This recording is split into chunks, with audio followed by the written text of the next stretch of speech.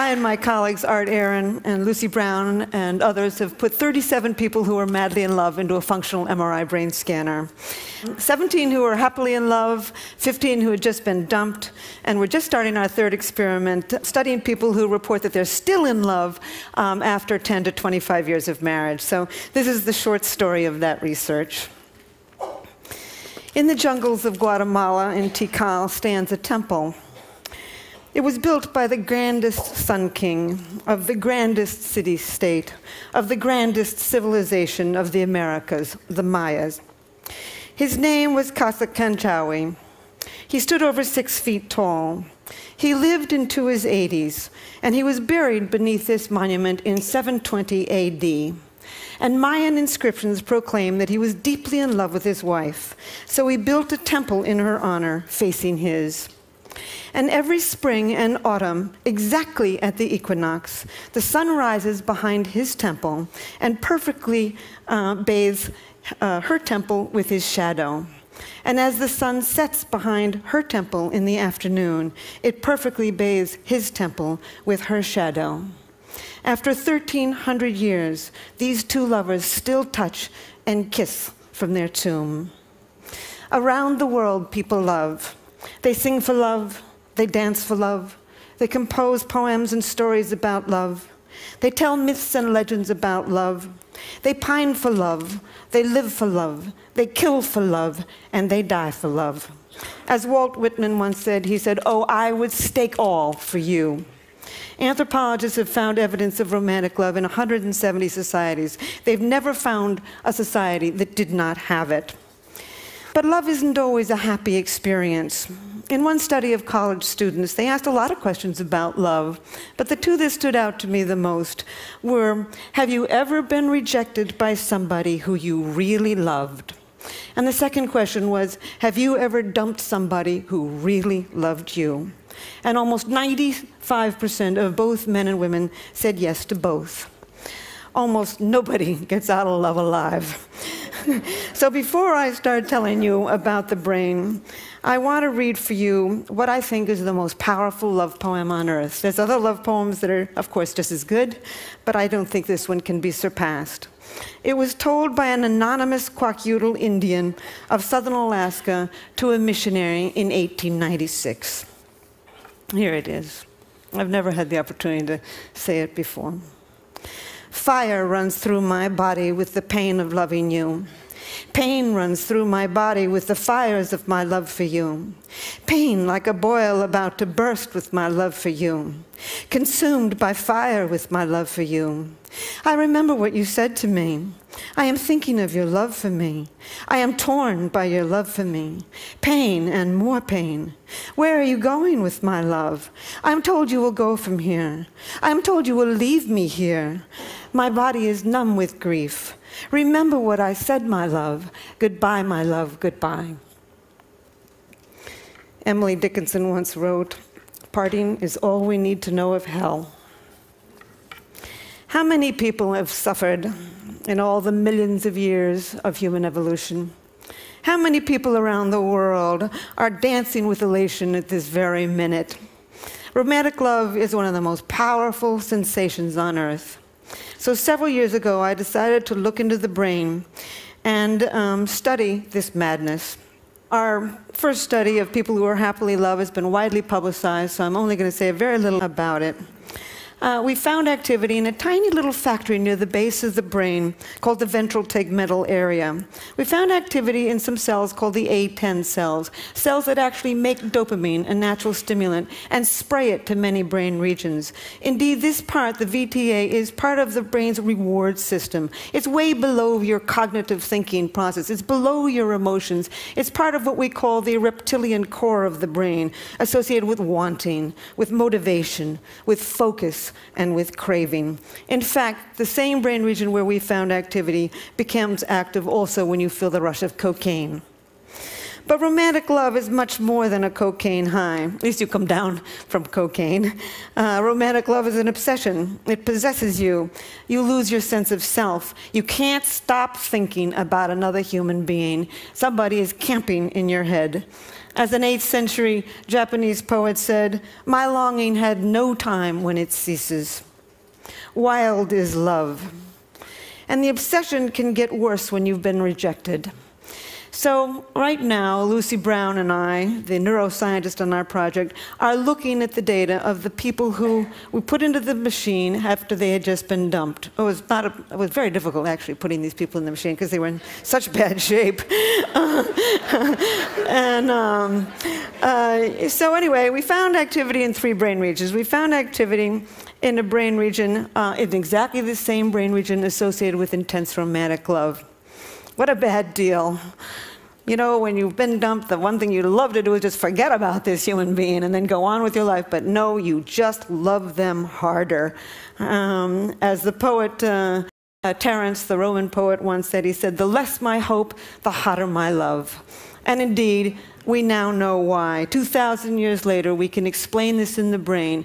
That brain system, the reward system for wanting, for motivation, for craving, for focus, becomes more active when you can't get what you want. In this case, life's greatest prize, an appropriate mating partner.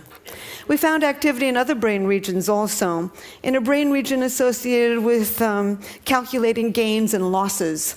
You know, you're lying there, you're looking at the picture, you're in this machine, you're calculating, you know, what went wrong, you know, what have I lost? As a matter of fact, Lucy and I have a little joke about this. It comes from a David Mamet play, and there's 2 con artists in the play, and the woman is conning the man, and the man looks at the woman and says, "Oh, you're a bad pony. I'm not going to bet on you." And indeed, it's this brain, part of the brain, the core of the nucleus accumbens actually, that's becoming active as you're measuring your gains and losses. It's also the brain region that becomes active when you're willing to take enormous risks for huge gains and huge losses. Last but not least, we found activity in the brain region associated with deep attachment to another individual. No wonder people suffer around the world, and we have so many crimes of passion. When you've been rejected in love, not only are you engulfed with feelings of romantic love, but you're feeling deep attachment to this individual. Moreover, this brain circuit for reward is working, and you're feeling intense energy, intense focus, intense motivation, and the willingness to risk it all to win life's greatest prize. So what have I learned from this experiment that I would like to tell the world? Foremost, I've come to think that romantic love is a drive, a basic mating drive. Not the sex drive. The sex drive gets you out there looking for a whole range of partners. Romantic love enables you to focus your mating energy on just one at a time, conserve your mating energy, and start the mating process with a single individual. I think of all of the poetry that I've read about romantic love, what sums it up best is something that is said by Plato. Over 2,000 years ago. He said, "The God of love lives in the state of need." It is a need. It is an urge. It is a homeostatic imbalance. Like hunger and thirst, it's almost impossible to stamp out. I've also come to believe that romantic love is an addiction, a perfectly wonderful addiction when it's going well, and a perfectly horrible addiction when it's going poorly. And indeed, it has all of the characteristics of an addiction. You focus on the person, you obsessively think about them, you crave them, you distort reality, your willingness to take enormous risks to win this person. And it's got the 3 main characteristics of addiction. Tolerance, you need to see more and more and more. Withdrawals, and last but not relapse. I've got a girlfriend who's just getting over a terrible love affair. It's been about 8 months. She's beginning to feel better. And she was driving along in her car the other day, and suddenly she heard a song on the car radio that reminded her of this man. And she, not only did the instant craving come back, but she had to pull over the road, from the side of the road, and cry. So one thing I would like the medical community and the legal community and even the college community to see if they can understand that indeed romantic love is one of the most addictive substances on earth. I would also like to tell the world that animals love. There's not an animal on this planet that'll copulate with anything that comes along. Too old, too young, too scruffy, too stupid, and they won't do it. Unless you're stuck in a laboratory cage You know, if you spend your entire life in a little box, you're not going to be as picky about who you have sex with. But I've looked in 100 species, and everywhere in the wild, animals have favorites. As a matter of fact, ethologists know this. There's over eight words for what they call animal favoritism, selective proceptivity, mate choice, female choice, sexual choice. And indeed, there are now 3 academic articles in which they've looked at this attraction, which may only last for a second, but it's a definite attraction, and this, either the same brain region, this reward system, or the chemicals of that reward system are involved. In fact, I think animal attraction can be instant. You can see an elephant instantly go for another elephant, and I think that this is really the origins of what you and I call love at first sight. People have often asked me whether what I know about love has spoiled it for me. And I just simply say, hardly. You can know every single ingredient in a piece of chocolate cake, and then when you sit down and eat that cake, you can still feel that joy. And certainly I make all the same mistakes everybody else does too. But it's really deepened my understanding and compassion, really, for all human life. As a matter of fact, in New York, I often catch myself looking in baby carriages and feeling a little sorry for the tot. And in fact, sometimes I feel a little sorry for the chicken on my dinner plate when I think of how intense this brain system is.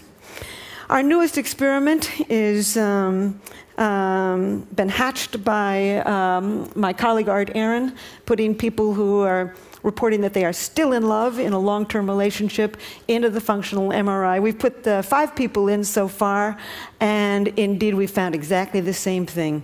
They're not lying. They basically, the brain areas associated with intense romantic love still become active 25 years later. There are still many questions to be answered and asked about romantic love. The question that I'm working on right this minute, and I'm only going to say it for a second and then end, is why do you fall in love with one person rather than another? The reason I never would have even thought to think of this, but Match.com, the internet dating site, came to me 3 years ago and asked me that question. And I said, I don't know. I know what happens in the brain when you do become in love, but I don't know why you fall in love with one person rather than another. And so I've spent the last 3 years on this, and there's many reasons that you fall in love with one person rather than another that psychologists can tell you. And we tend to fall in love with somebody from the same socioeconomic background, the same general level of intelligence, the same general level of good looks, the same religious values. Your childhood certainly plays a role, but nobody knows how. And that's about it. That's all they know. No, they've never found the way 2 personalities fit together to make a good relationship. So it began to occur to me that maybe your biology pulls you towards some people rather than another. And I have concocted a questionnaire to see to what degree you express dopamine, serotonin, estrogen, and testosterone. I think we've evolved 4 very broad personality types associated with the ratios of these 4 chemicals in the brain. And on this dating site that I've created called chemistry.com, I ask you first a series of questions to see to what degree you express these chemicals, and I'm watching who chooses who to love. And 3.7 million people have taken the questionnaire in America. About 600,000 people have taken it in 33 other countries. I'm putting the data together now, and at some point, there will always be magic to love, but I think I will come closer to understanding why it is you can walk into a room and everybody is from your background, your same general level of intelligence, your same general level of good looks, and you don't feel pulled towards all of them. I think there's biology to that. I think we're going to end up in the next few years to understand all kinds of brain mechanisms that pull us to one person rather than another. So I will close with this. Oh, these are my older people. Faulkner once said, "The past is not dead. It's not even the past." Indeed, we carry a lot of luggage from our yesteryear in the human brain. And so there's one thing that makes me pursue my understanding of human nature. And this reminds me of it. These are two women. Women tend to get intimacy differently than men do. Women get intimacy from face-to-face talking. We swivel towards each other. We do what we call the anchoring gaze, and we talk. This is intimacy to women. I think it comes from millions of years of holding that baby in front of your face, cajoling it, reprimanding it, educating it with words. Men tend to get intimacy from side-by-side doing. As soon as one guy looks up, the other guy will look away. I think it comes from millions of years of standing behind that bush, sitting behind the bush, looking straight ahead, trying to hit that buffalo in the head with a rock. I think for millions of years, men faced their enemies. They sat side by side with friends. So my final statement is, love is in us. It's deeply embedded in the brain. Our challenge is to understand each other. Thank you.